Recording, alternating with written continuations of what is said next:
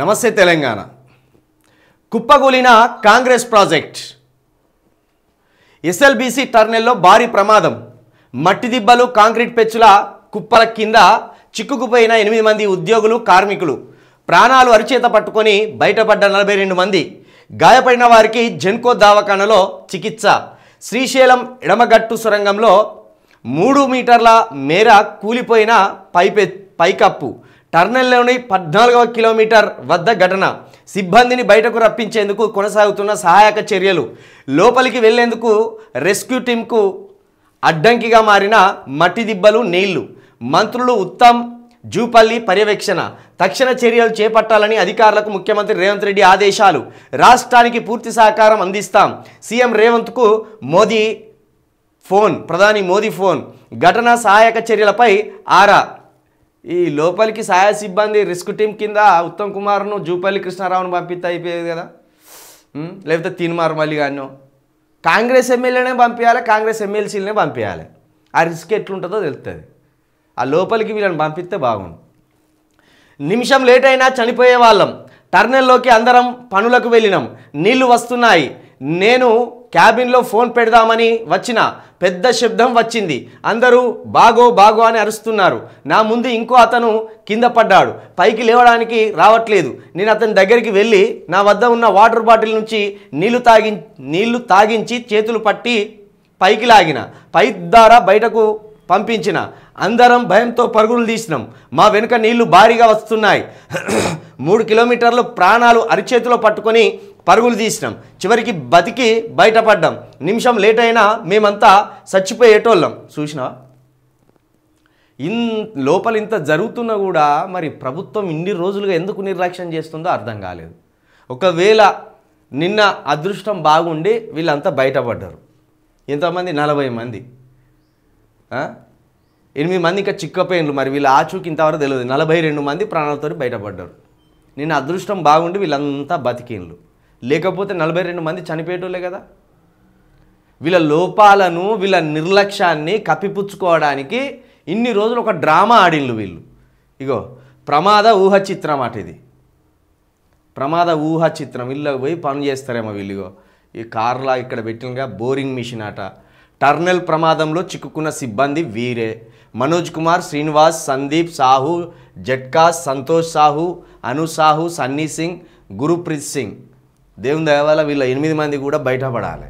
ఈ 8 మంది కూడా బయటపడితే ఇంకా సంతోషం. ఇగో టర్నెల్లో చిక్కుకున్న 8 మంది ఇట్లుంటుంది అటు. ఇదంతా సొరంగం.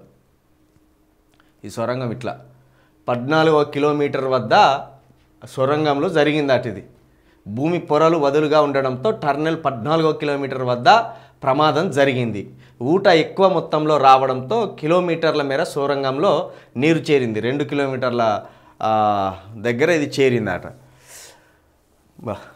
నిజంగా వీళ్ళు మరి 8 మంది దేవుని దయ వల్ల బతుకుంటే బయటపడితే సంతోషం. ఎంత పెద్ద ప్రమాదం ఇది. ఉమ్మడి రాష్ట్రంలో దశాబ్దాల క్రిందట కాంగ్రెస్ హయాంలో ప్రతిష్టాత్మకంగా చేపట్టిన SLBC Srisailam left bank canal టర్నల్లో శనివారం భారీ ప్రమాదం జరిగింది.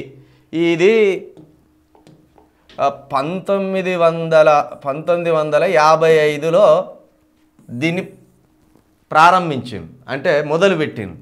1960లో దీన్ని ప్రారంభించింది. దీని నిర్మాణం ఇప్పుడు చేపట్టింది. దీని ఓపెనింగ్ ఇప్పుడు చేపట్టింది. ఇది దగ్గర దగ్గర నల్గొండ, సూర్యాపేట, ఖమ్మము, గుంటూరు ఇట్లా ఈ 4 జిల్లాలను, 4 ప్రాంతాలను కలుపుతూ బహుళ ప్రయోజనం అంటే వ్యవసాయానికి, తాగునీటికి రెండింటికి కూడా ఉపయోగపడే ప్రాజెక్ట్ ఇది. దగ్గర దగ్గర ఇది కట్టి 50 సంవత్సరాల పైన, 60 సంవత్సరాల పైన కావాల్సి వస్తుంది. ఇంత పెద్ద ప్రాజెక్టు ప్రస్తుతం ఇట్లా ఘోర ప్రమాదానికి గురైంది. ఇది నిజంగా మరి ఎందుకు పసిగట్టలేదు దీన్ని? ఇంజనీర్లు ఉంటారు, అనేక మంది ఉంటారు. ఇంత పెద్ద ప్రమాదం జరిగే క్రమంలో కూడా దీన్ని కనిపెట్టలేకపోయినట్టు సొరంగంలో చిక్కుకున్న వారిని కాపాడేందుకు వెళ్తున్న రెస్క్యూ టీం. వీళ్ళు పోయినోళ్ళు, ఆ లోపల ఉన్నోళ్ళు అందరూ సురక్షితంగా బయటపడాలని కోరుకుందాం. నిజంగా ఈ ప్రభుత్వం ప్రమాదాలను పసిగట్టలేదు.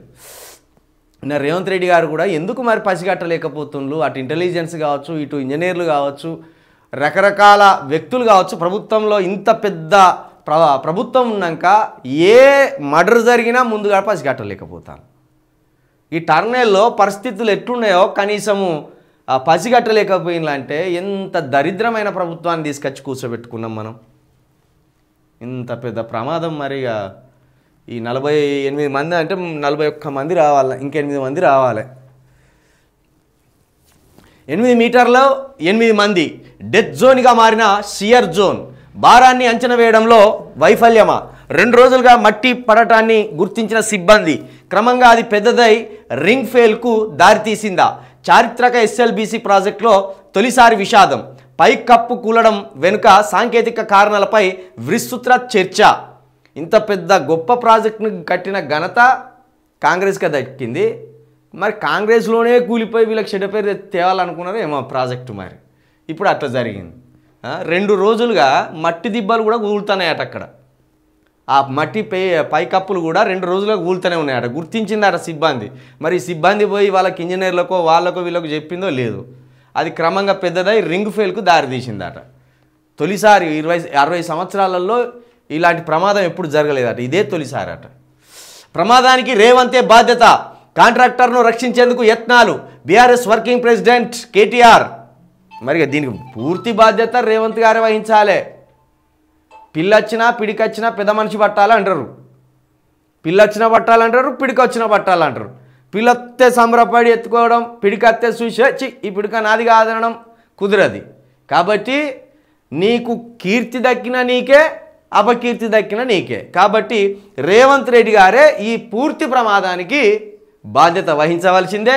మరి కాంట్రాక్టర్ను రక్షించడానికి ప్రయత్నాలు చేసినట్టు కేటీఆర్ గారు మాట్లాడుతున్నారు. మరి కాంట్రాక్టర్ కంటే ముందుగా 8 మంది అక్కడ ఉద్యోగస్తులు ఉన్నారు. ఆ ఉద్యోగస్తులు 8 మందిని కాపాడి ఆ క్రెడిట్ని నీ ఖాతాలో వేసుకోవాలని కోరుతున్నాం మన ముఖ్యమంత్రి గారిని. ఉత్తరాఖండ్లో 41 మంది సేఫ్. 2023 ఉత్తరకాశీ ఘటనలో కాపాడిన రెస్క్యూ టీమ్స్. ఎస్ఎల్బీసీ టన్నెల్లో చిక్కుకున్న 8 మంది రక్షణ చర్యల్లో వేగం లేకపోవడంపై నిపుణుల అసంతృప్తి. చిత్తశుద్ధితో కాపాడవచ్చని సోషల్ మీడియాలో పోస్టులు. ఉత్తరాఖండ్లో కూడా 2023లో గిట్లనే 41 మంది చిక్కుకుంటే కాపాడిందట రెస్క్యూ టీమ్. కాకపోతే మరి ఎస్ఎల్బీసీ టర్నెల్లో చిక్కుకున్న 8 మందిని రక్షించడంలో మాత్రం వేగం లేదట. వేగం లేదట. అంటే వేగం లేదంటేనే ప్రభుత్వ వైఫల్యం అని అర్థం. ఇట్లా చిక్కుకున్నారు అనగానే మరి అత్యాధునికమైన వ్యవస్థను ఉపయోగించి ఆ 8 మందిని కాపాడాలి. 8 మందిని కాపాడడం అంటే ఏంటిది? వాళ్ళని మరొకసారి పుట్టించినట్టే. ఇక ఆ లోపల ఉన్న వాళ్ళ పరిస్థితి ఎట్లుండాలి? ఎవరు వచ్చి కాపాడతారు దేవుని లెక్క అన్నట్టు ఉంటుంది. మరి దేవుడు అంటే ఎవరు? ప్రభుత్వమే. ఎన్ని కోట్ల ఖర్చు అయినా వాళ్ళను సురక్షితంగా కాపాడాలి. మరి అక్కడెక్కడో ఉత్తరకాశీలో జరిగిన దగ్గర రెస్క్యూ టీము అద్భుతంగా పనిచేసి 41 మందిని కాపాడింది. ఇక్కడ 8 మందే. మరి ఈ 8 మందిని కాపాడడానికి ఇంత జాప్యం చేయడం నిజంగా ఇది ప్రభుత్వం యొక్క వైఫల్యం అని చెప్పడంలో ఏమాత్రం సందేహం లేదు.